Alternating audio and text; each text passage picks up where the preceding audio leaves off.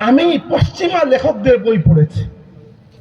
পশ্চিমা অনেক গবেষক আছেন যাদের কাজ হচ্ছে, এরা মুসলমান নয়, অমুসলিম, তবে এরা ইসলাম নিয়ে গবেষণা করেন। এদেরকে মূলত বলা হয় ওরিয়েন্টালিস্ট। ওরিয়েন্টালিস্টদের গবেষণার মূল বিষয় হচ্ছে হাদিস এবং সিরাত, আল্লাহ নবীর জীবনী। আপনি মনে করেন মাশাআল্লাহ কত সুন্দর, সুন্দর না। যতটুকু বাইরে থেকে সুন্দর মনে হয় অতটুকু সুন্দর নয়। এদের মূল কাজটাই হচ্ছে হাদিস যে মিথ্যা এটাকে মানুষকে জানানো, প্রমাণ করা। এই ওরিয়েন্টালিস্টদের মূল কাজ কি? মূল কাজ হচ্ছে তারা মানুষকে বুঝাতে চেয়েছে, সবসময় বুঝাতে চায় যে হাদিস বা সুন্নত নামক কোনো জিনিস নাই। এর কারণ কি? এর কারণ হচ্ছে আপনি মনে করবেন যে হাদিস না থাকলে বা সুন্নত না থাকলে কি হবে, কোরআন তো আছে। না, কোরআন হিদায়তের কিতাব, ঠিক আছে, আমরা ঈমানও আনি, কিন্তু ইসলামী শরীয়তের সমস্ত স্ট্রাকচার তৈরি হয়েছে রাসূলুল্লাহ সাল্লাল্লাহু আলাইহি ওয়াসাল্লামের সুন্নতের উপর। সুন্নত থেকে যদি কেউ আমাদেরকে সরিয়ে আনতে পারে, তাহলে ইসলামের নামে যা থাকবে সব নাটক হয়ে যাবে, ইসলাম কিছু আর থাকবে না। এইটা বর্তমান যুগে এটা ফিতনা যে আল্লাহর রাসূলকে এবং সুন্নতকে সরাসরি তো কেউ এটা বলে না যে রাসূলকে অস্বীকার করে, এরকম বললে তো কেউ মানবে না। ঘুরিয়ে পেঁচিয়ে বলে যে রাসূল ঠিক আছেন, রাসূল তো একজন, নাউজুবিল্লাহ, অনেকে এরকম বলে ফেলে। এইটা নিয়ে আমার দাদা সাহেবেরও ওয়াজ আছে। এর মানে হচ্ছে এটা অনেক পুরানো বিষয়, আজকের যুগের নয়। অনেকদিন ধরে এই ষড়যন্ত্র চলছে যে রাসূল তো নাউজুবিল্লাহ, নাউজুবিল্লাহ, অনেকে বলে রাসূল তো একজন পিয়ন ছিলেন, তার কাজ ছিল আল্লাহর বার্তা পৌঁছে দেওয়া, পৌঁছে দিয়ে দিন চলে গেছে। আচ্ছা, 2 মিনিটের জন্য বললাম রাসূলের কাজই ছিল কোরআন দেওয়া, কোরআন দিয়ে রাসূল চলে গেছে। এই কোরআন থেকে 5 ওয়াক্তের নামাজই বের হয় না। কোরআন শরীফ আল্লাহর কালাম, আল্লাহ আপনার আমার লেভেলের নয়। এরকম সম্পর্ক নয় যে আমরা কর্মচারী আর আল্লাহ হচ্ছেন ম্যানেজার। আল্লাহ খালিক, আল্লাহ মালিক, আর আমরা বান্দা। সম্পর্কটা তো এরকম। তো আল্লাহ রাব্বুল আলামিন আপনার লেভেলে এসে আপনাকে বুঝাবেন না। আল্লাহ হচ্ছেন বাদশাদের বাদশা, রাজাদের রাজা। আল্লাহ বলবেন নামাজ কায়েম করো, বাস শেষ। কারণ রাজার বাদশার কথা তো এই পর্যায়ে, তিনি কেন আপনার লেভেলে এসে আপনাকে বুঝাবেন? প্রশ্ন হচ্ছে যে কায়েম তো করবো, মালিক মানছি, কিভাবে? এই কিভাবে প্রশ্নের উত্তর দেওয়ার জন্য আল্লাহ রাসূল পাঠিয়েছেন। এই জন্য রাসূল হচ্ছেন উসওয়ায়ে হাসানা, উত্তম আদর্শ। রাসূল হচ্ছেন ওয়াকিং টকিং লিভিং ইসলাম। রাসূলই ইসলাম, মানে তিনি যা করেছেন ওইটাই ইসলাম আসলে। নইলে কোরআন শরীফে আল্লাহ বলেছেন আকিমুস সালাত, নামাজ কায়েম করো। আপনি 5 ওয়াক্ত যে নামাজ পড়েন, এই 5 ওয়াক্তের হিসাব কিভাবে পড়বেন, কখন, নিয়ম কানুন, নামাজের নিয়ম কানুন তো এত ছোট নয়, অনেক বেশি নিয়ম কানুন রয়েছে। এইগুলা কোরআন শরীফ থেকে আপনি বের করতে পারবেন না। রাসূল যদি আপনাকে দেখিয়ে না দিতেন, ইসলাম নামে কিছু থাকতো না। উদাহরণস্বরূপ মনে হয় গেল, আল্লাহ কোরআন যেভাবে বলেছেন ইয়া আইয়ুহাল্লাযীনা আমানুত্তাকুল্লাহ, হে ঈমানদারগণ আল্লাহকে ভয় করো। মানলাম আল্লাহ তো মালিক আমার, মানলাম আমি ভয় করব। প্রশ্ন হচ্ছে কেমনে ভয় করব? ভয় করাও তো শিখিয়ে দিতে হয়, তাই না? ছোট্ট একটা 2 দিনের দুধের বাচ্চা আপনি বলে এই মার দুধ পান করো, কেমনে পান করবে? সে তো জানেই না কেমনে পান করতে হবে। তো এই বিশ্ব তো ছিল অন্ধকারে ডুবন্ত, রাসূলুল্লাহ নূর নিয়ে এসেছেন, তাই না? তো নূর নিয়ে যখন এসেছেন, তখন এই নূরকে তিনি অর্ধেক অর্ধেক দিয়ে যাওয়া উচিত নয়, সম্ভব নয়। তিনি পুরো দুনিয়াকে নূরান্বিত করে গেছেন। ইত্তাকুল্লাহ, আল্লাহকে ভয় করো। মানছি তোমাকে ভয় করব, হাও, কিভাবে করব? রাসূলুল্লাহ আল্লাহকে ভয় করে দেখিয়ে দিয়েছেন যে এভাবে ভয় করতে হয়। রাসূলুল্লাহ তাকওয়া অর্জন করে দেখিয়ে দিয়েছেন এভাবে মুত্তাকি হতে হয়। নইলে তো আমরা তো সাপকেও ভয় করি, বাঘকেও ভয় করি। তো আল্লাহকে ভয় করা আর সাপকে ভয় করা তো এক বরাবর নয়। কিন্তু কেউ যদি দেখিয়ে না দিত যে আল্লাহকে ভয় কিভাবে করতে হয়, আপনি কেমনে করতেন? তো আপনি যে বলতেছেন এই ফিতনা যে চালু হয়েছে পৃথিবীতে, পশ্চিমা বিশ্বে সবচেয়ে বড় ফিতনা হচ্ছে ইসলামের ভেতরের, বাইরের অনেক ফিতনা আছে, ভেতরের সবচেয়ে বড় ফিতনা হচ্ছে এইটা। এই ফিতনার মাধ্যমে কি হয়? রাসূল সাল্লাল্লাহু আলাইহি ওয়াসাল্লামের যে অবস্থান, এটা থেকে আল্লাহ নবীকে নামানোর চেষ্টা করা হয়, বাট ডিরেক্টলি নয়। সরাসরি কেউ যদি আপনাকে এসে বলে যে নবীর কোনো দাম নাই, আপনি থাপ্পড় দিয়ে তার দাগ ফেলে দেবেন। সে কৌশলে করবে। সে বলবে প্রথমে আমাদের জন্য তো কোরআন আছে, আমাদের জন্য সুন্নতের দরকার নাই। রাসূলের কি দরকার? রাসূল তো দুনিয়া থেকে চলে গেছেন। অথবা রাসূলের সুন্নতের কি দরকার? কোরআন তার জবাবদারটা দিয়ে চলে গেছেন। তো তো কোরআন দিয়ে তো তুমি নামাজটা মিলাইতে পারতেছো না, বাকি তো দূরের কথা রয়ে গেল। এজন্য রাসূল সাল্লাল্লাহু আলাইহি ওয়াসাল্লাম যখন নামাজ আদায় করেছেন তখন বলেছেন সাল্লু কামা রাআইতুমুনি উসাল্লি, তোমরা সেভাবে নামাজ পড়ো যেভাবে আমাকে নামাজ পড়তে দেখো। তিনি যখন হজ করতে গিয়েছেন বলেছেন খুযু আন্নী মানাসিকাকুম, তোমাদের হজের নিয়ম কানুন আমার কাছ থেকে শিখে নাও। কেন? কারণ তিনি জানেন আল্লাহ রাব্বুল আলামিন তাকে জীবন্ত ইসলাম বানিয়ে পাঠিয়েছেন, তিনি যা করবেন ওটার উপর ইসলাম তৈরি হচ্ছে। ইসলামের স্ট্রাকচার, পুরো শরীয়তের স্ট্রাকচার গঠন হচ্ছে আল্লাহর রাসূলের উপর। অতএব মনে রাখবেন একটা কথা, রাসূলুল্লাহ এটা এত কমজোর কথা নয়, এই কথার মধ্যে এক সমুদ্র ঢুকে আছে। অবশ্যই আমার নবী সত্যবাদী, এই সত্যবাদী হওয়া আর আমি সত্যবাদী হওয়া এক কথা নয়। তার সত্যবাদিতাও তার রিসালতের অংশ, তার সৌন্দর্য তার রিসালতের অংশ, তার ইলমও তার রিসালতের অংশ। ইলমটা আল্লাহ কেমনে দিয়েছেন দেখেন, না কোনো উস্তাদের সাহায্য আছে মধ্যখানে, না কোনো খাতার সাহায্য, না কোনো কলমের সাহায্য, না কোনো কালির সাহায্য। আল্লাহ আমাদের নবীকে উম্মি বানিয়েছেন, অর্থাৎ দুনিয়াবি কোনো লেখাপড়ার উপকরণ আমাদের নবীর মধ্যখানে আসে নাই, না কোনো উস্তাদের কাছে তিনি পড়েছেন, না লিখেছেন। তাহলে ইলম তো দিয়েছেন আল্লাহ, কিন্তু উম্মি এজন্য বানিয়েছেন যে মধ্যখানে সমস্ত ওসিলা তুলে নিয়েছেন এবং বলেছেন ওয়া আল্লামাকা মা লাম তাকুন তা'লাম ওয়া কানা ফাদলুল্লাহি আলাইকা আযীমা। হে নবী, আপনি যা জানতেন না আল্লাহ আপনাকে সবকিছু শিখিয়ে দিয়েছেন। সুবহানাল্লাহ। তার মানে নবীর ইলম আর আমার ইলম আপনি নিতে পারবেন, ওই ইলমটাও তার রিসালাতের অংশ। সবকিছুকে দেখতে হবে রিসালাতের আয়না দিয়ে, তাইলে বুঝবেন যে নবী হওয়া আর সাংবাদিক হওয়া এক বরাবর নয়। তাইলে বুঝতে পারবেন এই কথা। এত জোর দিয়ে কেন বলছি? বলছি এজন্য যে ইসলামের নামে ভোট চাইতে গিয়ে অনেকে এই ইয়েগুলো করেন, এই মিসহ্যান্ডেলিং গুলো করেন। ভোট চান, সমস্যা নেই, ভোট নিয়ে আমার কোনো ধরনের মাথা ব্যথা বা কোনো ধরনের উষ্মাও নাই, কোনো ধরনের দ্বিমতও নাই। ভোট হওয়া জরুরি, হোক, অবশ্যই সবকিছু ঠিক আছে। কিন্তু যখন আপনি ইসলামকে ব্যবহার করবেন তখন মনে রাখবেন যে ইসলামের একটা শেকড় বুনিয়াদ আছে। এটা আজকের যুগে তৈরি হওয়া কোনো মতাদর্শ নয় যেটাকে আপনি নিজের ইচ্ছা মতো উল্টাপাল্টা করতে পারবেন। এটার মধ্যে কোনো কম বেশি হওয়া সম্ভব নয়। গতকালকে এক জায়গায় বলেছিলাম, আই রিপিট ইটসেলফ, আজকে আবার এটা এই কথা বলছি যে এবং কথাটি আমার নয়, কথাটি বাংলাদেশের বরেণ্য একজন আলিমের। যে অনেকেই বলেন, অনেক ভাই বলেন যে আমাদেরকে যদি ভোট দেন, আমরা যদি জিতে যাই তাহলে ইসলাম জিতে যাবে। এটা ভুল কথা। আপনার সাথে ইসলামকে এইরকম বেঁধে আল্লাহ তাবারক ওয়া তাআলা দেননি। কারণ হচ্ছে আপনি মাসুম বা নিষ্পাপ নন, আপনি ফেলেবল, আপনার ভুল হতে পারে। ইসলামকে আল্লাহ রাব্বুল আলামিন যদি ইকুয়েট করেছে শুধুমাত্র তার রাসূলের সাথে। কারণ মা বাল্লা সাহিবুকুম ওয়া মা গাওয়া, রাসূল কখনো ভুল করতে পারেন না, কখনো বেপথে চলতে পারেন না। রাসূলুল্লাহ মাসুম, এজন্য আল্লাহ রাব্বুল আলামিন তার শরীয়তের যা কিছু যায় আসে সব রাসূলুল্লাহর সাথে সম্পৃক্ত করেছেন। আপনি যদি কালকে ইসলাম থেকে বেরিয়েও যান, ইসলামের কোনো যায় আসে না। এজন্য মনে রাখবেন একটা কথা, যে আমাকে ভোট দেওয়া মানে জান্নাতের টিকিট পাওয়া, আর আমাকে ভোট দেওয়া মানে ইসলামকে জিতিয়ে দেওয়া। কালকে যদি আপনি লাড্ডু করেন ইলেকশনে, তাহলে কি ইসলাম হেরে যাবে? So do not equate yourself with Islam.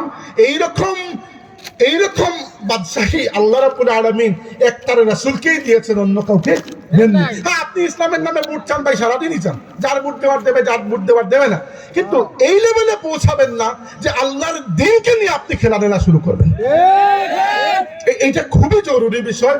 এটা আমি ভাই হিসাবে আপনাদের কাছে কোনো সমালোচনা করার জন্য সমালোচনা নয়, বরং এই সমালোচনাটা জরুরি, এজন্য করছি। আর দ্বিতীয়ত, যেহেতু ইলেকশনের কথা বললাম, মনে পড়ে গেল আরেকটা বিষয় অনুরোধ করতে চাই।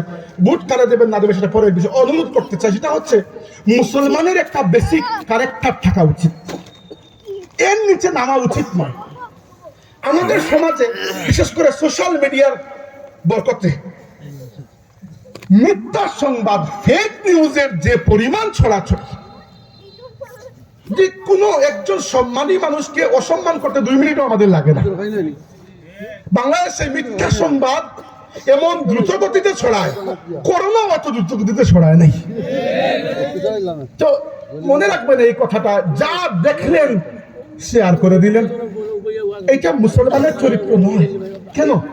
সহিহ মুসলিম শরীফের ভূমিকার মধ্যে এই হাদিস এসেছে, রাসূলুল্লাহ সাল্লাল্লাহু আলাইহি ওয়াসাল্লাম বলেছেন, কাফা বিল মারই কাযিবান আন ইউহাদ্দিসা বিকুল্লি মা সামিআ। আমার ফতোয়া নয়, আপনার নবীর ফতোয়া। আল্লাহর রাসূল বলেছেন, কোন মানুষ মিথ্যাবাদী হওয়ার জন্য এতটুকুই যথেষ্ট যে সে যা শুনে তাই সামনে শেয়ার করে ফেলে, তাই সামনে অন্যকে জানিয়ে দেয়, অন্যের কাছে সে বার্তা পৌঁছিয়ে দেয়।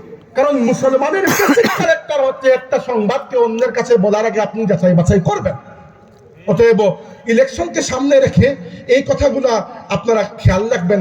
যাকে ভোট দেন, ভাই ভোট দেওয়া নিয়ে আমার কোনো মাথা ব্যথা নাই, ভোটের আগ পর্যন্ত আমি থাকবো না দেশে, আমি চলে যাব। আমার একটা দুইটা কথা, একটা হচ্ছে যখন আপনি ইসলামের নামে ভোট চাইছেন, মনে রাখবেন ইসলাম সেটি যেটি আল্লাহর রাসূল এবং সাহাবায়ে কেরাম আমাদেরকে দিয়ে গেছেন। এই ইসলামের উপর ভোট চাইতে পারলে চান, নো প্রবলেম, কোনো সমস্যা নেই, কিন্তু ইসলামকে বিকৃত করা যাবে না। আর দুই নাম্বার, মিথ্যা সংবাদ ছড়ানো, এটা করবেন না কখনো। ইলেকশন নিয়ে আমার এই দুইটা কথা, আর কোনো কথা নাই।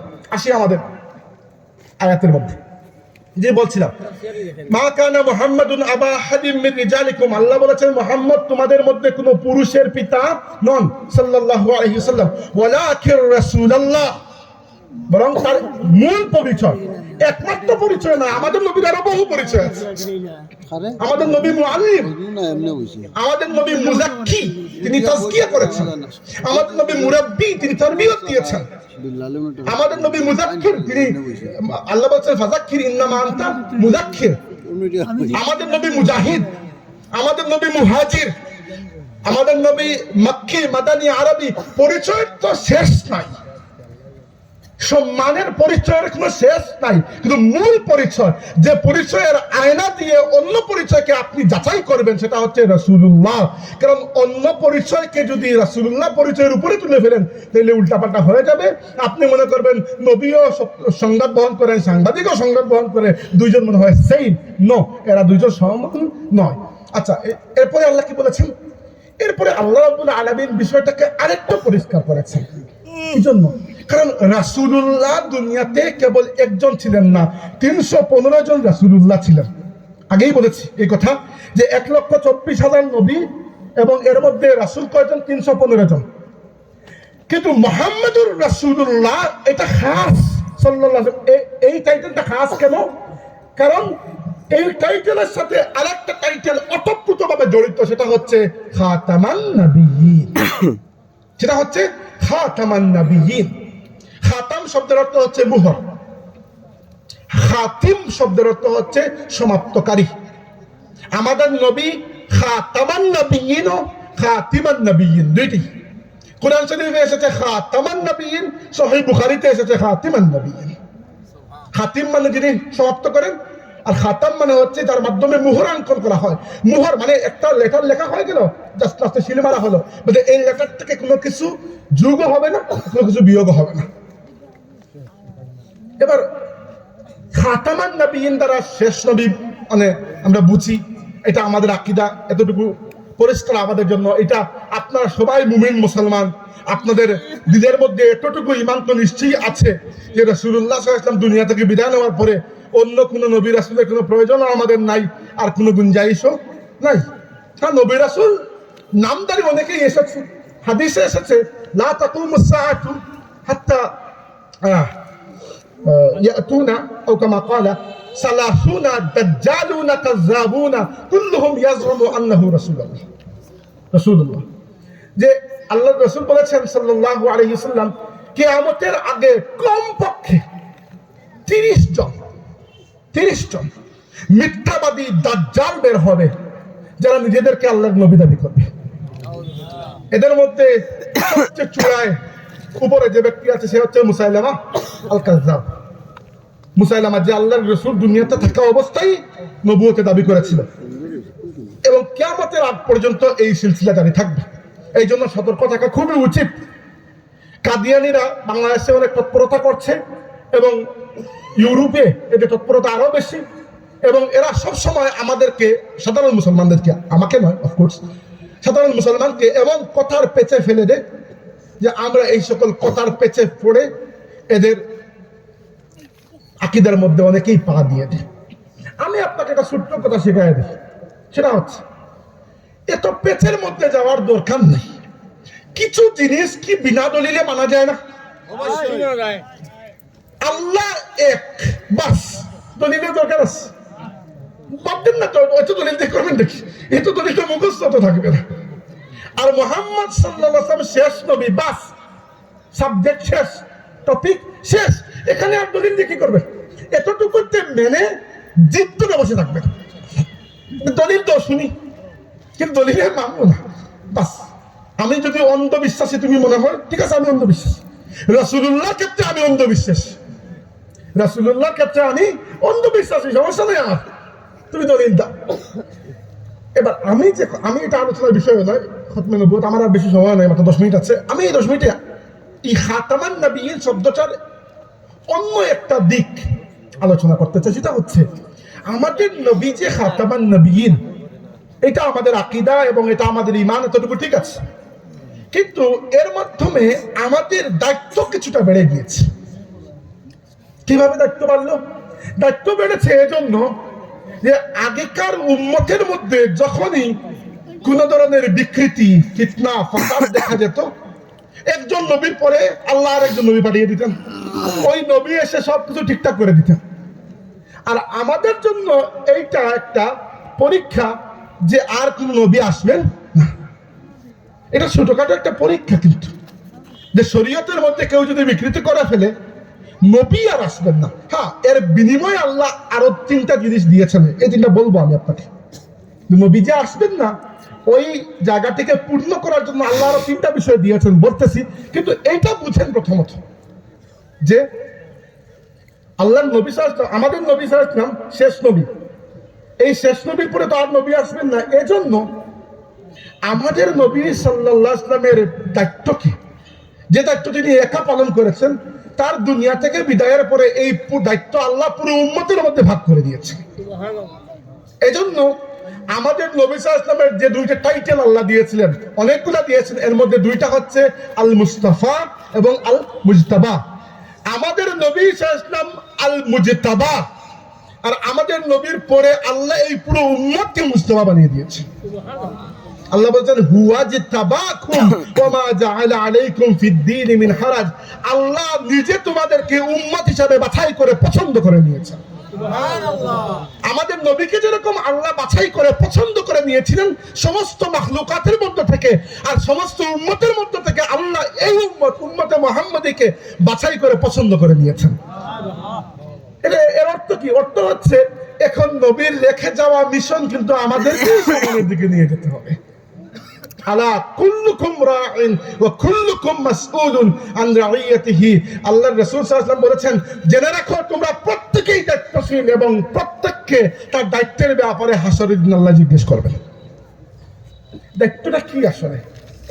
আমার মতে কোন মুসলমান শুধুমাত্র তার প্রাইভেট লাইফ লিড করতে পারে না। এটা একজন মুসলমানের শান নয় যে সে শুধু তার নিজেকে নিয়েই ব্যস্ত থাকবে।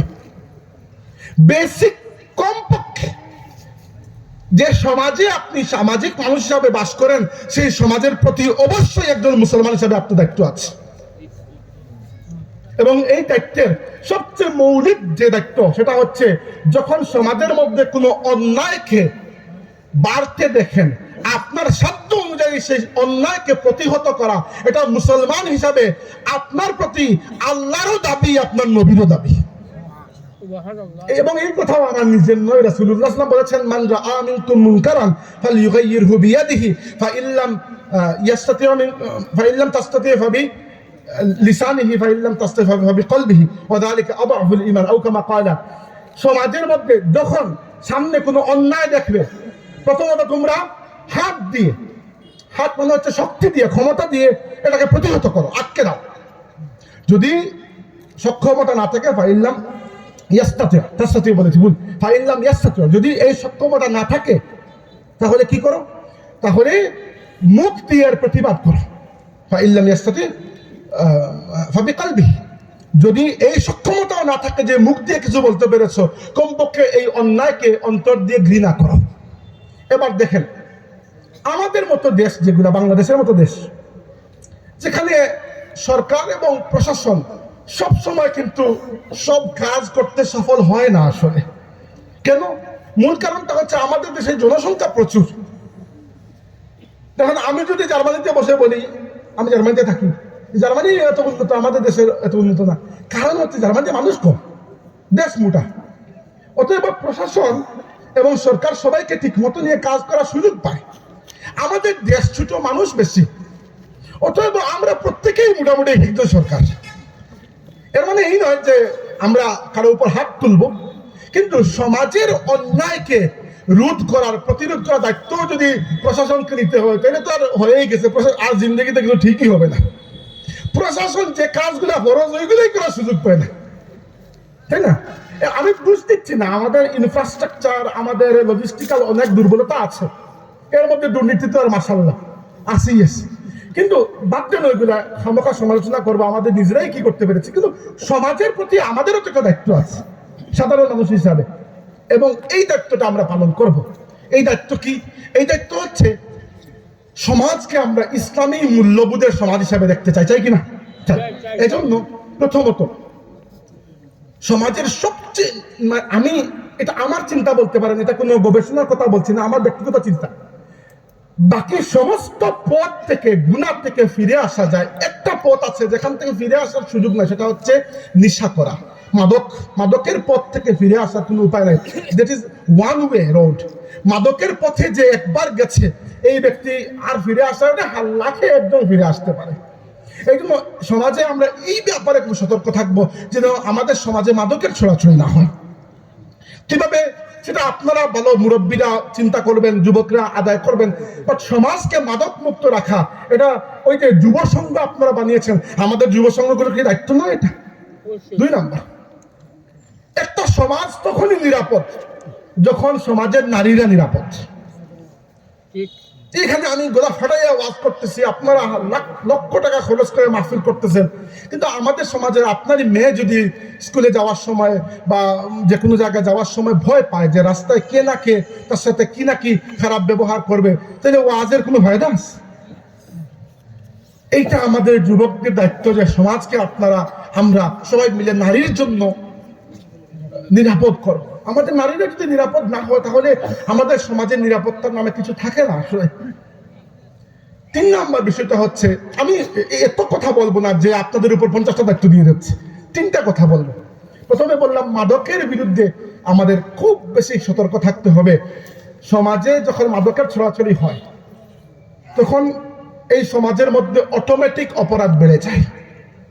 কারণ মাদকে আচ্ছন্ন আকৃষ্ট এক ব্যক্তি যখন মাদকের মধ্যে যা কিছু মাদক আছে, মদ হোক, গাঁজা হোক, হিরোইন বা যা কিছুই হোক না কেন, এইগুলো যখন না পায়, কিনতে না পারে, তখন কিনার টাকা কামানোর জন্য সে ছিনতাই করে, সে মানুষকে মারামারি করে।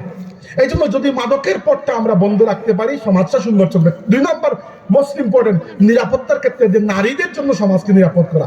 আর 3 নম্বর, চলুন আমরা নামাজের দাঁড়ি হয়ে যাই। এই 3টা বেশি বলছিস না, নামাজের দাঁড়ি। আমরা একে অপরকে নামাজের দাওয়াত দিই, কারণ নামাজ এমন একটা ইবাদত, একমাত্র ইবাদত যেটা আমরা দৈনন্দিন করি। ওইটাও যদি কেউ না করে, আল্লাহর সাথে তার বন্ধনটা একবারে ছিঁড়ে গেছে, আর কিচ্ছু বাকি নাই। আর আল্লাহ দয়া করে যদি তাকে রিজিক দেন, দিচ্ছেন, ঠিক আছে, এটা আল্লাহর দয়া। আপনার কোনো দাবি আল্লাহর উপর থাকলো না। সেজদা দিলে একটা দাবি প্রতিষ্ঠিত হয় না। আপনি প্রত্যেকদিন রোজা রাখেন, না আপনি প্রত্যেকদিন যাকাত দেন, দরকারই তো নাই। না আপনি প্রত্যেকদিন হজ করেন, দরকারই তো নাই। বেশিরভাগ মানুষ তো প্রত্যেকদিন তিলাওয়াত করেন না। তো প্রত্যেক দিনের ইবাদত তো শুধু নামাজ, আর তো কোনো ইবাদত প্রত্যেকদিন আমরা করি না। এইটা যদি বাদ দিয়ে দেই তাহলে কি হবে? বিপদের সময় যখন মনে হবে হায় যদি আল্লাহ বিপদটা উদ্ধার করে দিতেন, তখন হাত তোলার সময় হাত তোলার মতো কোনো মুখ থাকবে না আমাদের। আর যে ব্যক্তি সেজদায় পড়ে, আল্লাহর সামনে তার কপালকে আল্লাহ কুদরতের কদমের মধ্যে ঢেলে দেয়, সেই ব্যক্তির দাবি প্রতিষ্ঠিত হয়ে যায় যে আল্লাহ এতটুকু তো বলতে পারি, যত বড় গুনাহগার হয়ে থাকি না কেন, ইয়াকা না'বুদু ওয়া ইয়াকা নাস্তাঈন, আমরা কেবল তোমারই ইবাদত করি আর তোমার কাছেই সাহায্য চাই। এটা তার দাবি প্রতিষ্ঠিত হয়ে যায়। চলুন যুবক ভাইয়েরা, আমরা নামাজের দায়ী হয়ে যাই, নিজে নামাজ আদায় করি, মানুষকেও নামাজের দিকে ডাকি। বেশি কিছু বলবো না, 3টা সামাজিক দায়িত্ব আপনারা পালন করবেন। মাদকের বিরুদ্ধে জিরো টলারেন্স, নারীদের নিরাপত্তার ক্ষেত্রে সমাজকে, আপনাকে পুরো দুনিয়া দায়িত্ব নিতে বলছি না, আপনার এলাকায় অন্ততপক্ষে যুবকরা বসে যে সকল ছেলেরা এই ফাতরামোগুলো করে, কেউ মাদক নেয়, কেউ নারীদেরকে উত্ত্যক্ত করে, এদের ব্যাপারে সামাজিকভাবে আপনারা কঠোর অবস্থান নেবেন, মারামারি করবেন না, দয়া করে। আইন নিজের হাতে তুলে নেওয়া, এটা একটা সমাজকে, সমাজের ফেব্রিকটাকে ভেঙে দেয়, সমাজের একটা জুড়া আছে, তালি আছে, এটাকে ভেঙে দেয় যদি আইন নিজের হাতে তুলে নেন। সামাজিকভাবে প্রেশার ক্রিয়েট করবেন যে নারীকে উত্ত্যক্ত করা যাবে না, যদি আরেকবার করো পুলিশে খবর দেবো, বাস হয়ে গেল। বা আপনারা গ্রামের সালিশ আছে, আপনারা বলতে পারেন যে এরকম করলে তোমার সাথে কিন্তু আমাদের কোনো সম্পর্ক থাকবে না, তো 2 দিন পরে সেও তো ভয় পেয়ে যাবে যে এই গ্রামের কেউ তো বিয়েই দিবে না মেয়ে আমার কাছে পড়ে, যে এটা তো উত্ত্যক্তকারী। তো এই ব্যাপারটা খেয়াল রাখবেন যে নারীদের কিন্তু সমাজকে নিরাপদ বানানো, আর 3 নম্বর নামাজের দায়ী হওয়া। আর এখন শেষ কথা বলে শেষ করছি, খালি শেষ কথা বলতেছে, শেষটা হইতেছে না। শেষ কথা হচ্ছে যেটি বলছিলাম, আমাদের নবী তো শেষ নবী, এরপরে নবী আসবেন না।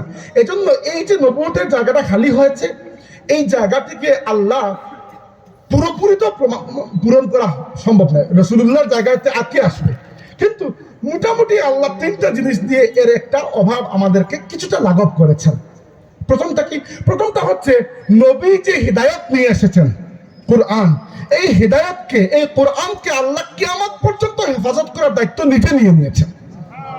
অর্থাৎ কেউ যদি আজকে আসে আপনার কাছে যে ভাই ইসলাম কবুল করব, ইসলামের হিদায়াত লাভ করব, কোন জায়গা থেকে? নবী তো দুনিয়াতে নাই, আপনি বলতে পারবেন আল্লাহ কিতাব তো আছে, নবী রেখে গেছেন, এবং এই কিতাবের মধ্যে কোনো বিকৃতি কেউ করতে পারে নাই, চেষ্টা করা হয়েছিল, পারে নাই।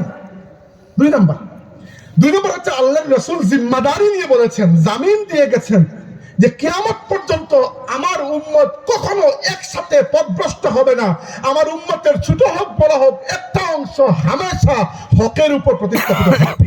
সুবহানাল্লাহ, সুবহানাল্লাহ। ওলামায়ে কেরাম বলেছেন এই পথ, এই দল হচ্ছে আহলুস সুন্নতি ওয়াল জামাআহ। আহলুস সুন্নতি ওয়াল জামাআহ, আহলুস সুন্নাত ওয়াল জামাআত কোনো দলের নাম নয়, এইটা একটা আকীদা, এটা একটা মানহাজ, এটা পথ। কার পথ? সাহাবায়ে কেরামের পথ, তাবিঈনদের পথ, আইম্মা, মুহাদ্দিসিন, ফুকাহা, আউলিয়া, সালেহিন, মুজতাহিদিন, মুজাদ্দিদিনদের পথ হচ্ছে আহলুস সুন্নাত ওয়াল জামাআহ। আর তাইলে মানে দুনিয়া কখনো হক থেকে একদম খালি হবে না, হক থাকবেই থাকবে, আপনাকে এটা বুঝতে হবে। আর 3 নম্বর শেষ যেটা জামিন আল্লাহ নবী দিয়েছেন, যে উম্মতের মধ্যে এরপরও যদি গুমরাহি চলে আসে, ইন্নাল্লাহা ইয়াবআসু লিহাযিহিল উম্মতি আলা রাসি কুল্লি মিআতি সানাতিন মান ইউজাদ্দিদু লাহা দীনাহা।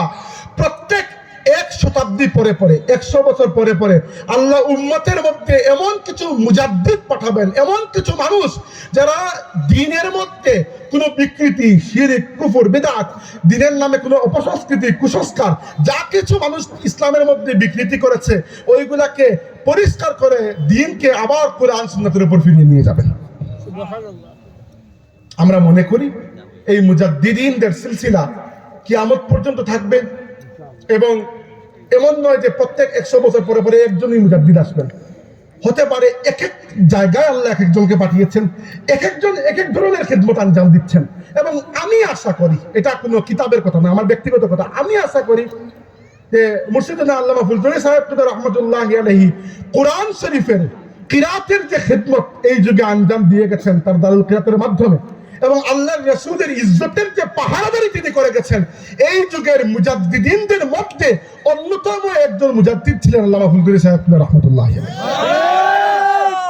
আল্লাহ রাব্বুল আলামিন তার কবরের মধ্যে নূর দিয়ে পরিপূর্ণ করে দেন, আমরা বলি আমিন। ওয়া আখিরু দাওয়ানা আলহামদুলিল্লাহি রাব্বিল আলামিন। আমরা সংক্ষিপ্ত দোয়া করে বিদায় নেব। আমার মাহফিল আজকে উল্টাপাল্টা হয়ে গেছে, এখন মাহফিল মাত্র শুরু হয়েছে, এরপর আরো 2টা মাহফিল। জি।